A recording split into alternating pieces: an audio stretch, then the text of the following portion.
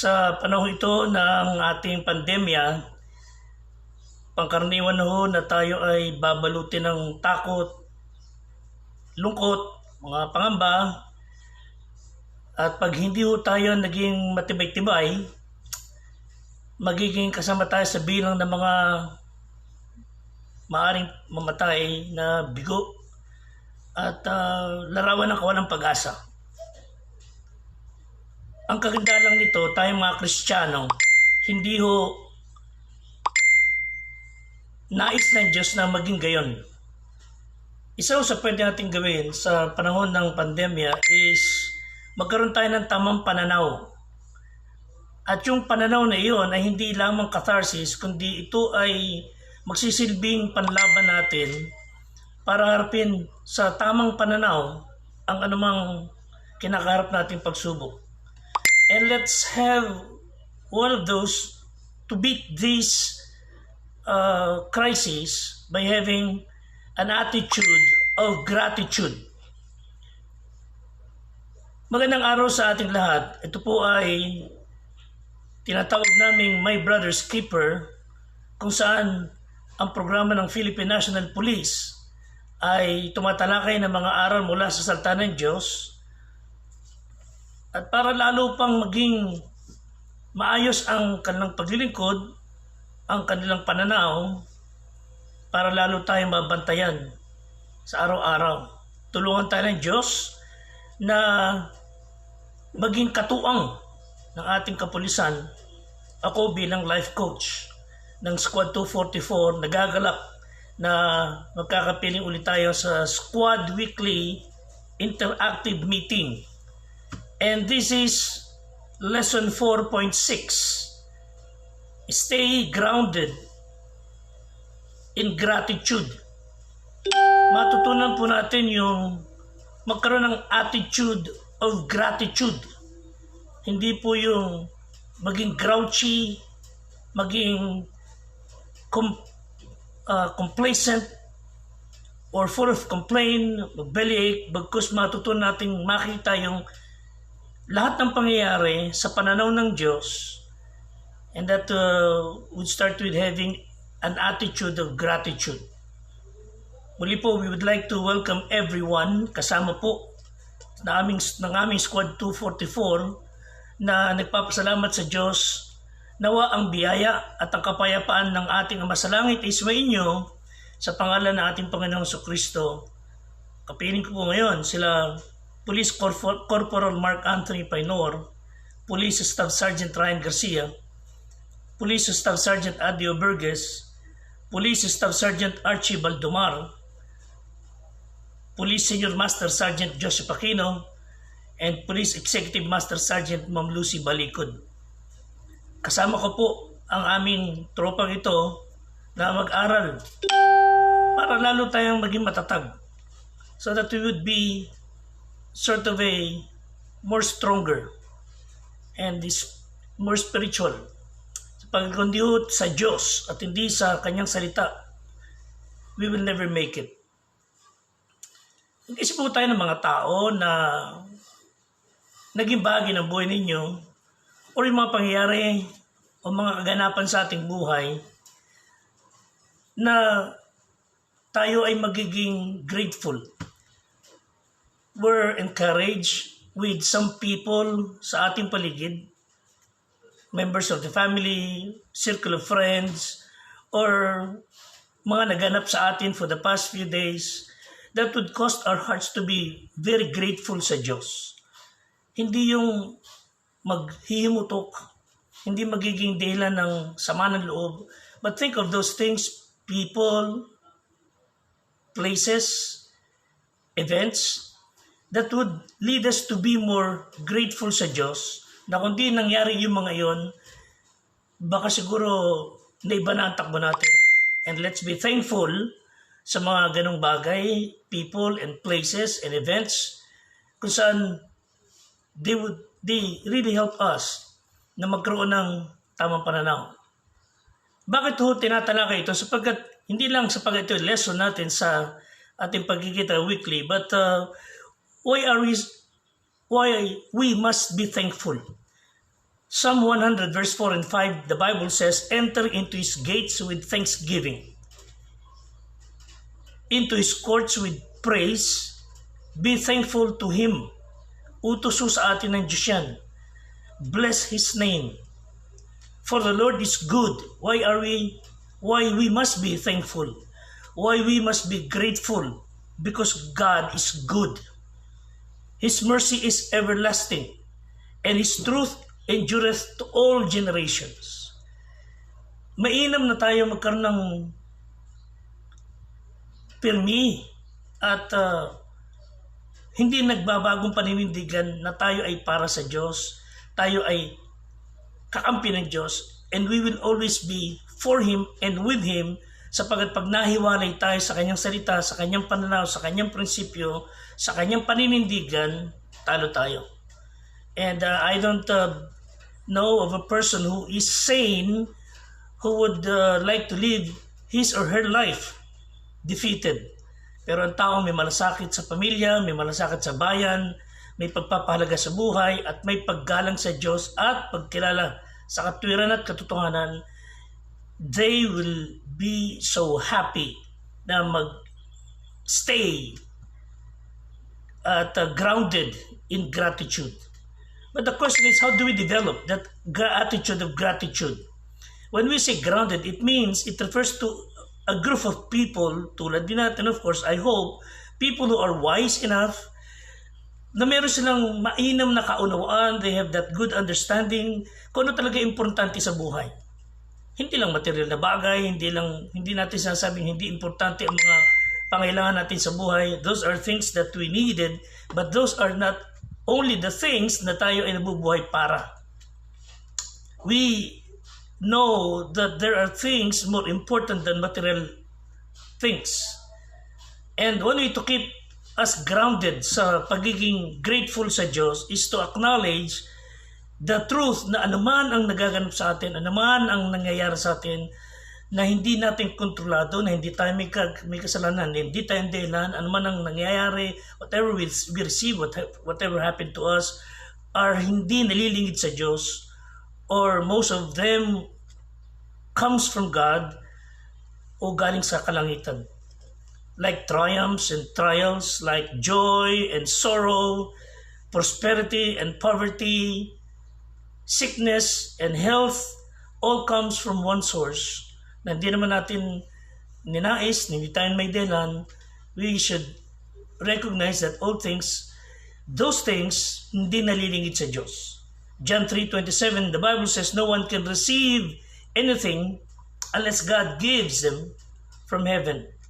So let's be aware na kahit yung mga ordinary bagay, for example, sa araw-araw, yung paggising mo sa umaga, nakadilat ka, nakabuhay ka, the breath you take, yung sikat ng araw sa umaga, yung paglubog ng araw sa hapon, and yung tubig na iniinom mo, yung pagkain mo na inihandog sa iyo na yung family, yung kalakasan mo, and the very ride you have to work, the office you have to come to, and the friends you have to chat with, at yung mga upuan mo, yung anything, everything and anything and everyone, even the bed you sleep on sa gabi, pati yung mga ginagamit mo sa araw-araw sa office, all those simple things, we should be grateful na ito ay hindi galing kung saan, ito'y biyaya ng Diyos. Meaning to say, when we want to be grounded in gratitude, we will always be grateful even sa smallest thing. Mga ginawang pagpugay, pagpasalamat, pagrespeto, pagbati sa atin ng sinuman, that would make our hearts so happy, and let's be grateful for them. Mga tao na nakatulong sa atin, nakapagpagaan ng buhay, mga nakabigay ngiti sa iyo sa maghapon, all those things should not be taken for granted. We should be grateful sa ganung bagay. Salamat sa maghapong nangyari kahapon. Salamat sa oras na ito nagkakapiling tayo. Of course, I personally thank God for having you join me and us and the squad para sa pag-aaral ng salita ng Diyos. Kung hindi ho sa Panginoong Hesus at sa kanyang kabutihan, we will never come to this point ng buhay natin wherein yung iba kinitil ang sariling buhay. We should be grateful. Learn to count your blessings. Sabi nga ng awit, count your blessings, name them one by one. When upon life's billows you are being in tempest. Sabi ng Bible, when you are discouraged, thinking all is lost, count your many blessings, name them one by one, and you will be surprised what the Lord hath done. Instead of counting all the losses, of course, nangyayari yan, but don't forget to count all the blessings. Yung mga ginawa na Diyos sa iyo, may nawala sa iyo, but thank God, think of those things na mayroon pa sa iyo, yung nanatili sa iyo. And that should drive us to be grateful. Mga simpleng bagay, ilarawin niyo sa inyong kaisipan, things that should drive us to be more grateful sa Diyos at that would keep us sane. Psalm 103 verse 2 and 3, purihin mo ang Panginoon, kaluluwa ko, huwag mong kalimutan ang lahat niyang mabubuting gawa. Yun ang sabi ng talata. At sabi pa na siyang magpapatawad ng yung lahat ng mga kasamaan. Na siyang nagpapagaling na yung lahat ng mga sakit. Aren't we glad na meron tayong Diyos na nagpapatawad sa ating kasamaan, na siyang nagpapagaling na ating mga karamdaman? Ayaw ang pagalingin ng Diyos. Well, that would come. Time will come. If the Lord would allow us to remain sick at maluluwalhati siya, so be it. If the Lord will be glorified, kunin tayo, dalhin sa langit, must praise the Lord. If He would come sa ating panahon, sa pagdurusa natin ngayon, that's hallelujah, na magtatapos sa lahat ng problema natin. But habang tayo naghihintay na kanyang pagbabalik, let's develop that attitude of gratitude. Also, reduce expectations that would cause you to be sad, but increase appreciation. Of course, hindi ko sinabing huwag kayo umasa sa gagawin ng Diyos. Keep on hoping that all things would work well, pero huwag kayong mag-expect ng sobrang taas na pag hindi nyo nakita kagad, you would be disappointed. But increase your appreciation. Dagdagan natin yung pasasalamat sa Diyos. Appreciate everything. Lahat ng pagsubok, lahat ng nangyayari sa atin. Even the people God is sending to us, those are some of the gifts na pwedeng ma-consider natin na pampatibay sa atin, or yung mga challenges na nangyayari sa atin, that we have to learn lessons, that we have to learn things to make us stronger para mas makapagpatibay tayo ng iba. God is allowing us to pass through those challenges para pag tayo nakalagpas doon, we will be able to help others also. Let's be grateful. Buhay tayo, matino ating pag-iisip. We're not part of those things na nagpapahirap, nagpapabagsak ng ating kabuhayan, but we are part of those things, people na magpapaangat ng buhay ng iba, magpapagaan ng buhay ng iba. So, increase appreciation sa ginagawa ng Diyos sa atin. So, it's up to us kung paano natin titingnan ng mga bagay. So, always be joyful. Never stop praying. Never stop appreciating things mula sa Diyos. Always be thankful and grateful sa lahat ng sitwasyon, because this is God's will. Kalooban ng Diyos na tayo ay maging grateful lagi. 1 Thessalonians chapter 5 verse 16, magalak kayong lagi and pray without ceasing. Walang tigil kayo manalangin. Kausapin niyo lagi ang Diyos. Sa lahat ng bagay, magpasalamat kayo sapagkat, listen, ito ang kalooban ng Ama. Gustong-gusto ng Diyos Ama sa langit ang tayo nagpapasalamat. Sobrang natutuwa ang Diyos when we appreciate things na ginagawa niya sa atin. Matuto tayong magpakumbaba, magpasalamat tayo lagi sa Diyos. And then sinabi po ng Bible sa Ephesians 5:20, giving thanks in all things, sa lahat ng bagay. Ibig sabihin, kahit may ganitong pandemya, yes, thank God for this pandemic. Merong magagawa na may bubungang maganda ito at may binubungang maganda ito. Of course, hindi kailanman ang Diyos na nagpanukala nito. Hindi ako niwalang ang Diyos ang nag-initiate nito, but He allowed such a thing so that we would realize na ang Diyos pa rin ang dapat nating asahan. May mga bagay na kagaya itong pandemya na hindi ang Diyos ang pinanggalingan, kundi marahil ibang tao ang nag-initiate nito, but God is over all of them. God is even more powerful to them. Kung tayo man ay madami pansamantala, God will really take charge. The fact na buhay pa tayo, we should be grateful. God is protecting us. God is covering us with His precious blood. So, let me ask you, meron ba tayong pait sa ating puso? Are there some selfishness sa ating kalooban?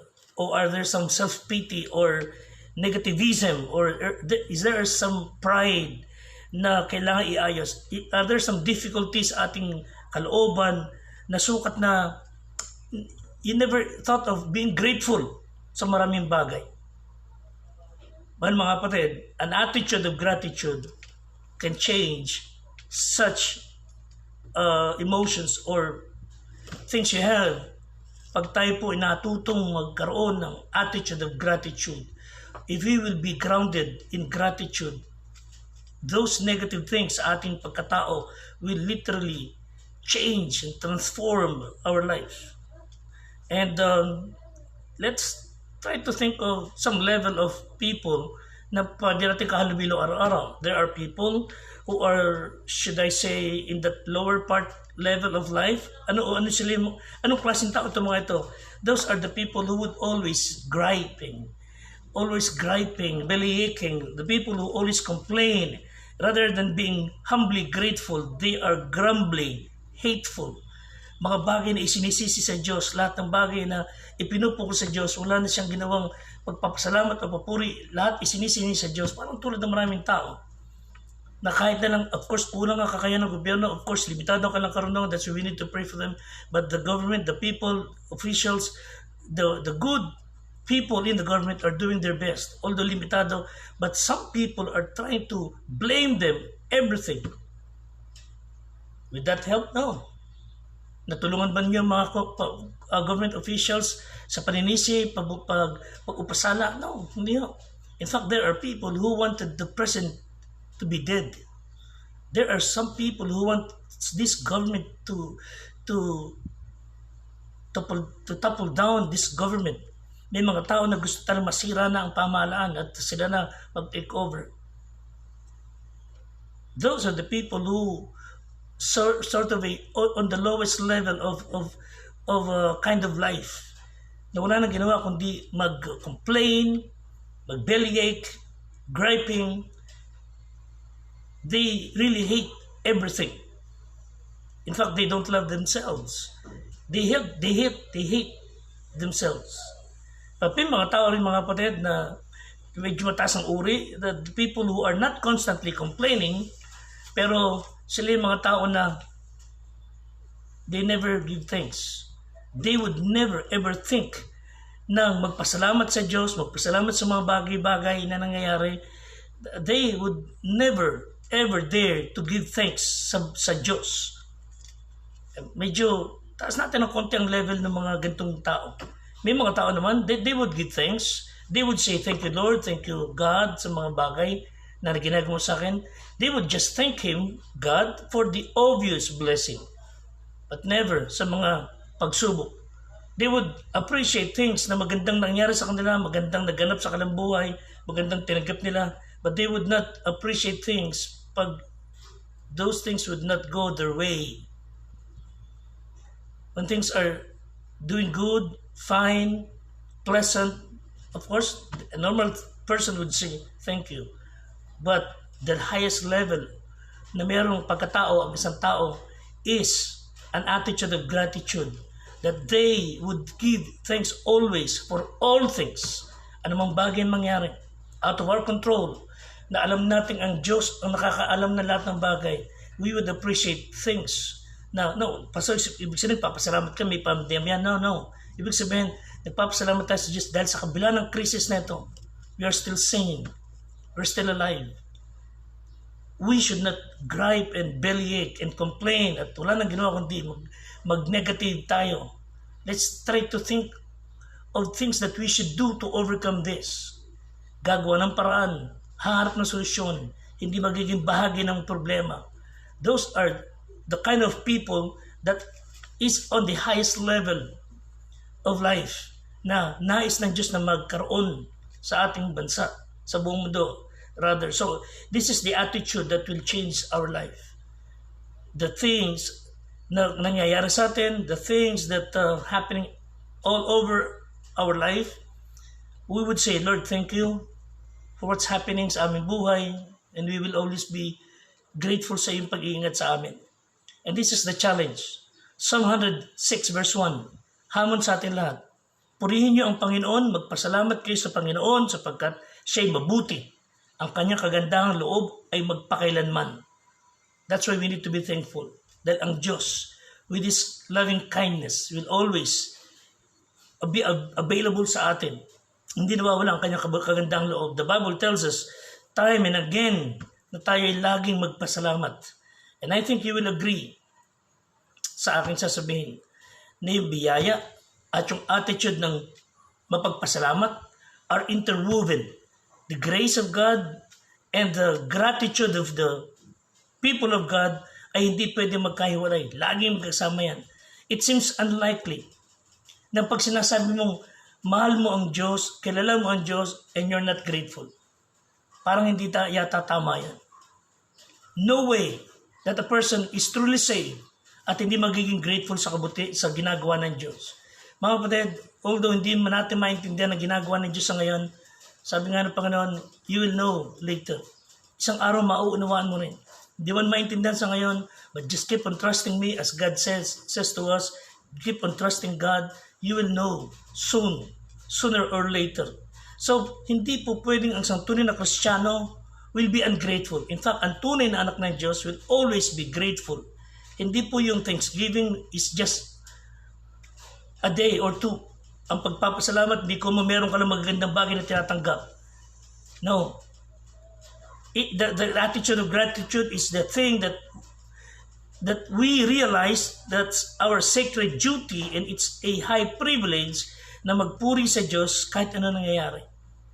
Laging umaasa sa gagawin ng Diyos and He will always be glorified sa kanyang kilos na gagawin at tayo ay magsasubmit. Mga kapatid, we are commanded. We are commanded by God to be thankful. And we know na ang Diyos ay naluluwalhati. God delights sa papuri ng tao, sa pagpapasalamat ng tao sa Kanya, sa lahat ng ginagawa niya. Because He deserves all the praise and the glory. So how can we be thankful? How can we be grounded in gratitude? Una, reach up. Hebrews 13:15. Sa pamamagitan niya ay maghandog tayo ng palagi ng hain ng pagpupuri. Let's offer Him a sacrifice of praise. Ano ibig sabihin nun? Sacrifice. It has something to do with hardship and pain.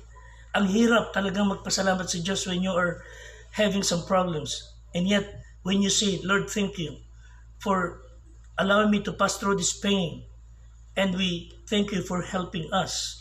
That's a sacrifice of praise. Sabi po ng Bible, bunga ng mga labi na nagpapahayag ng kanyang pangalan. So let's be thankful sa magagandang bagay. Let's always be thankful sa mga hindi magagandang bagay na nangyayari na hindi natin makontrol. Ang tunay na pagpapasalamat, mga kapatid, begins sa ating kalooban, sa ating puso. From the heart, going out, flows upward. And we just thank God na anumang bagay na nangyayari, Lord, alam po namin hindi mo kami pababayaan. So mula po sa grateful heart, we reach up to God with our hands lifting and praising Him. Lord, it's always up to you. Wala kaming pag-asang mabuhay kung wala ka. So mabuhay kami sa iyo, alang-alang sa iyo. If you want to take this life, so be it. In the first place, this is not our home. We're just passing through. Ang ating tahanan mga Kristiyano ay sa langit. So reach out. Pangalawa, reach out. Tunay na tayo magkakaroon ng attitude of gratitude when you reach out sa mga tao. You will see, sa Pilipinas, more than 4 million ang naguguto. Sa ibang bansa, 19 million. Million, hindi lang tayo dumaranas ng pagdurusa. Lahat ng tao sa buong mundo. And let's be thankful sa mga nakakatulong, nakakapagpagaan ng buhay. And let's reach out to them na merong kapasanin na mas mabigat sa atin. And we should be thankful sapagkat kaya natin na pinagdadaan natin and people out there need somebody like you na lumakas ng kalang kalooban, tumibay. Let's reach out to them with generous spirit. Yung encouragement. And you can do the best for them if you show them that God loves them. if you tell them that Jesus is the only Savior, siya ang pag-asa, share the good news. Sa panahon ito ng pandemya, ang tao ay hilong-talilong kung saan nagpupunta. Let's tell them, it's God getting your attention na magbalik loob ka na sa Kanya. Perhaps yun ang pwedeng magbagay na pwedeng sabihin. Not only reach up, reach out, reach back. Ano ibig sabihin? Alalahanin niyo yung kabutihan ng Diyos sa buhay ninyo. Hindi lang sa ngayon. Remember those things na ang Diyos ay nagpakita ng magagandang bagay sa iyo. Never fail to remind yourself. Never fail to remind your family. Never fail to remind your heart. Ang Diyos naging mabuti sa iyo. Hindi Kanya pinabayaan. Never forget to be thankful. When people forget God, when people tend to neglect God, ang pinakamabigat na hindi may iwasang resulta is ingratitude. Perhaps the people you know ay hindi marunong magpasalamat. Baka talagang nakakalimutan na nila ang Diyos. Romans 1:21, sapagkat kahit kilala nila ang Diyos, siya hindi niluwalhati. Listen, hindi niluwalhati ang natulad sa Diyos, ni hindi pinasalamatan, kundi winalang kabuluhan sa kanilang mga pagmamatuwid at ang mangmang nilang puso ay pinapagdilim.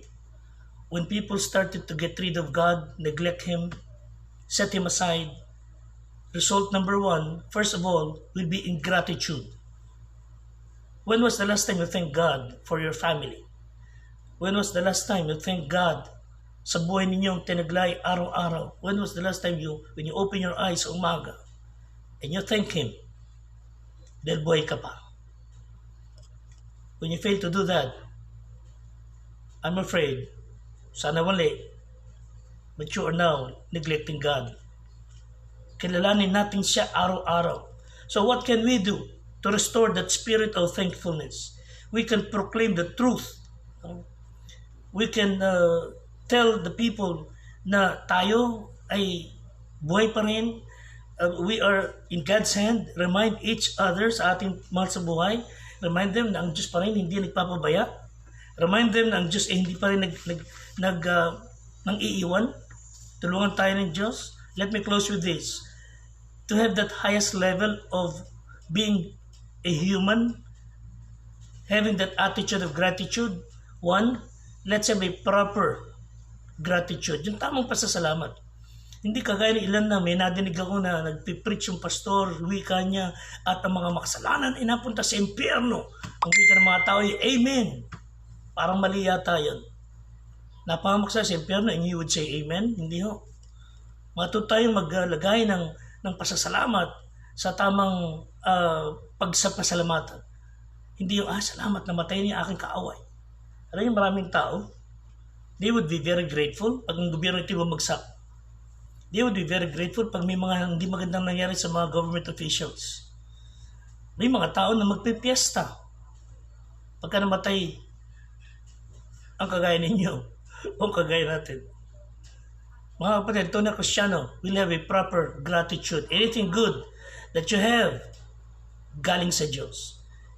Lahat ng bagay na meron ka, lahat ng bagay na kabutihan na meron ka, hindi ka nagkaroon niyan sapagkat swerte ka o magaling ka or you work hard for it, you have that wit and you have that wisdom, you have that intelligence. Yes, you have all of them, pero kaya ka meron yan because God has been so good to you. Mabuti sa sayo. Siya nagbigay siya ng kakayahan. In fact, sabi ng Bible sa Deuteronomy, God is the one who gives us power to gain wealth. Kaya kami maayos na pamilya, magandang trabaho, kaya maganda yung araw-araw na pananaw sa kabila ng nagdurusa because God has been good to you and good to us. So it's just proper to thank God for it. Not only a proper gratitude, a perpetual gratitude. You're not just simply to be thankful sa isang araw lang o sa isang taon lang. Hindi lang isang araw. One day is not long enough to thank God sa lahat ng bagay na ginawa niya sa atin. His blessings comes daily. Araw-araw. Perpetual. Psalm 68:19. Sinabi ng talata, purihin ang Panginoon na nagpapasan araw-araw ng aming pasan sa makatuwid bagay ang Diyos na siyang aming kaligtasan. Tinan sa Tagalog nagpapasan siya araw-araw ng pasanin natin.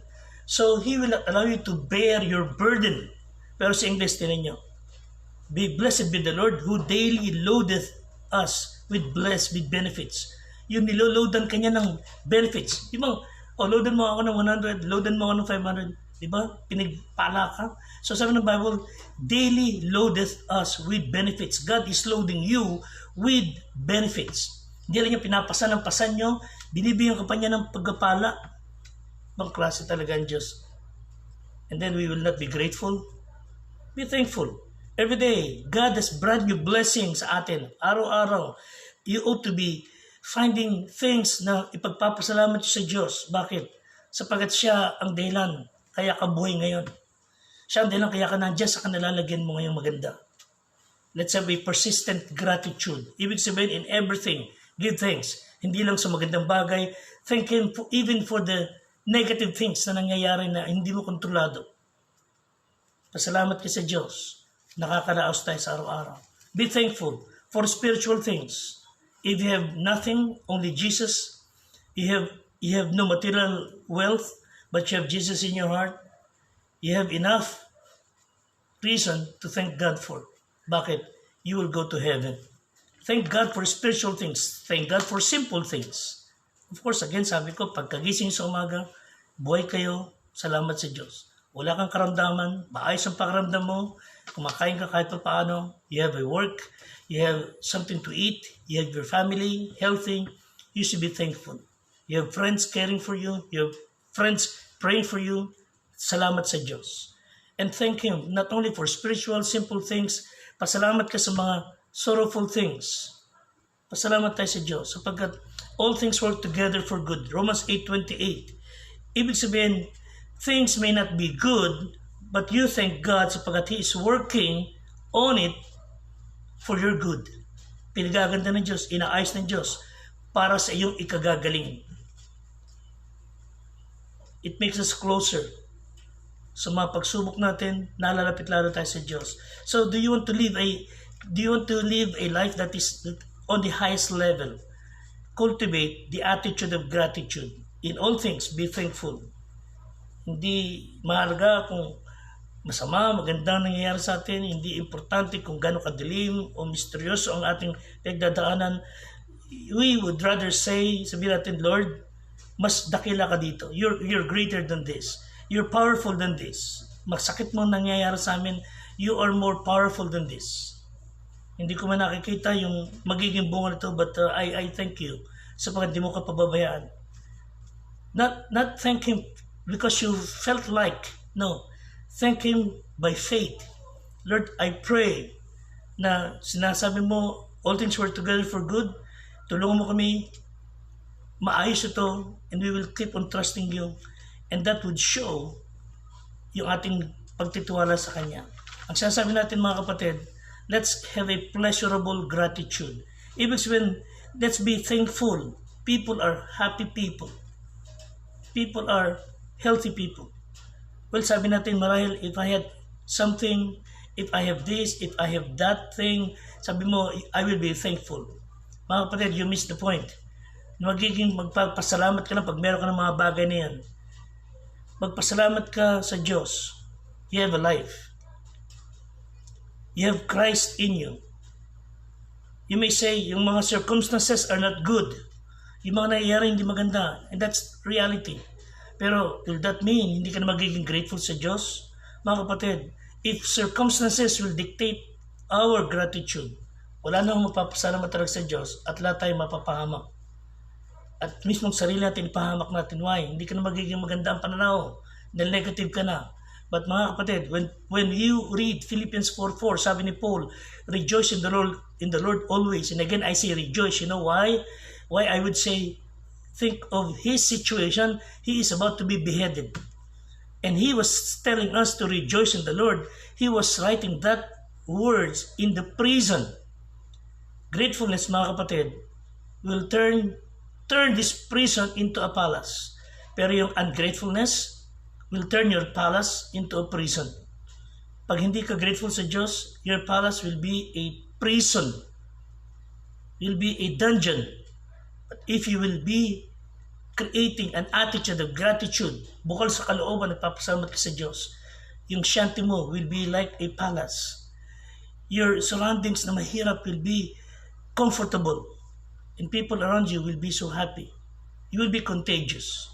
And I'm telling you, the attitude of gratitude will change your life and the life na nasa paligid mo. And finally, always have the possibility or look for things that you will be grateful for. Ephesians 5:20 na kayo laging magpasalamat sa lahat ng bagay sa pangalan ng ating Panginoong Jesus. All things should be thank God for.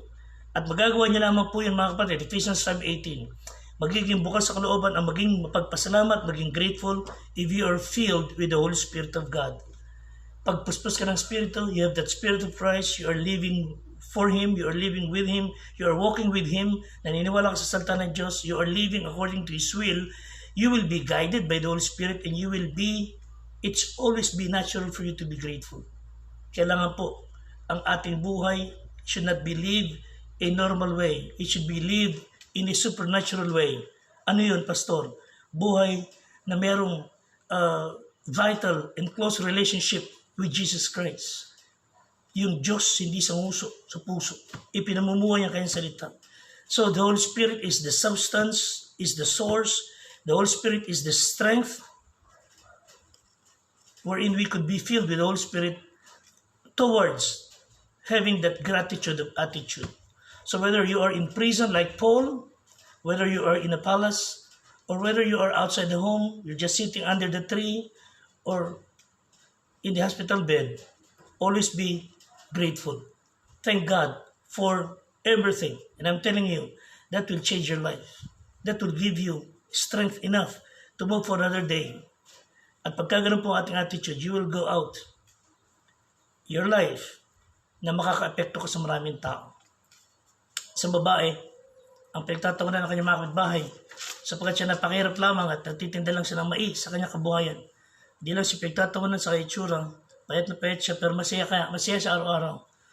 Pinutukso-tukso pa siya sapagkat siya ay wala nang ngipin halos. In fact, actually, dalawa na lang ang natitira.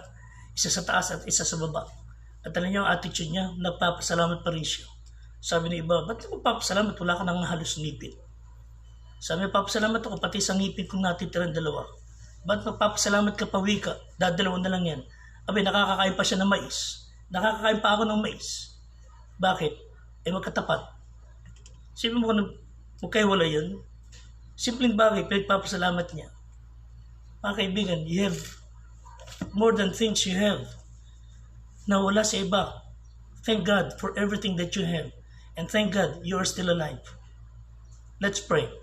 Aming Ama, kayo po ang maluwalhati at pinasasalamatan namin sa araw-araw. All that we have and all that we will receive, we will have them. And we thank you. Salamat po for the life that we have, for the health, good health that we have. Salamat sa aming family. Salamat po sa aming work. Salamat sa aming tinatangkilik. Salamat po sapagkat you are still taking care of us. Lord, please, do not allow us. Huwag niyo kami payagan na makalimot sa iyo. Help us, Lord, to cultivate that attitude of gratitude. In Jesus' name, amen and amen. You stay safe. God bless us all and give you peace. Until next time.